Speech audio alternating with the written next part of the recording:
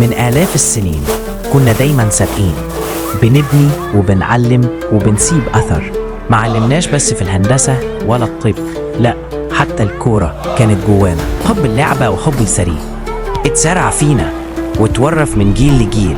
الأهلي بالنسبة لنا مش مجرد نادي، ده حكاية كبيرة بدأت من قلب التاريخ ولسه بتكمل في قلب العالم.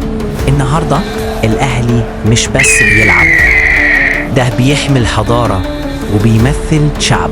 مشوارنا ما كانش يوم، ده عمر كامل. والنسر ما بيطيرش للعرض، النسر بيطير عشان يعلي السما. الأهلي رايح مش عشان يتفرج، رايح يعلمهم يعني ايه كورة ويعني ايه شعب بيشجع بقلبه.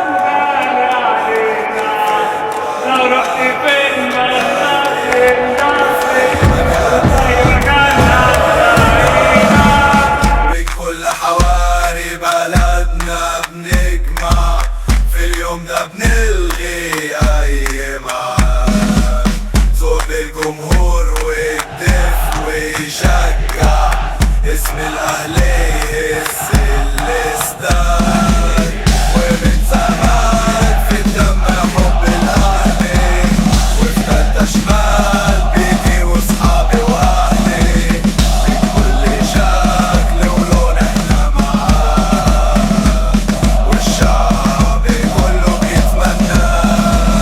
70 مليون علشانكم يا شكورة، وانت في عينيهم الأهلي الأسطورة.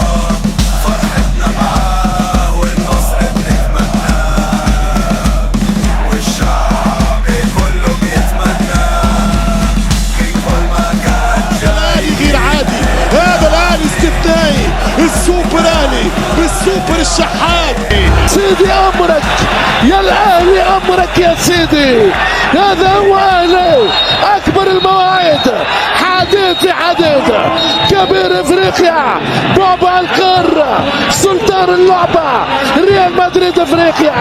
يتغير الزمان والاهلي هو في نفس المقام والفخامه والمكان. سلطان يا ناس، سلطان. امام فريق محترم، امام فريق الاهلي المصري صاحب التتويجات والالقاب وصاحب الايام الصور الجميله التي يصنعها بالنسبه لعشاقه وجماهيرنا. دائما نقول للاخوان في المصريين بالدرجه الاولى، احيانا نغير ونحسد الاهلي المصري على جماهيره، واحيانا ايضا نغير ونحسد الجماهير المصريه. ليس الحسد الاعمى، لا، هو حسد نتمنى ان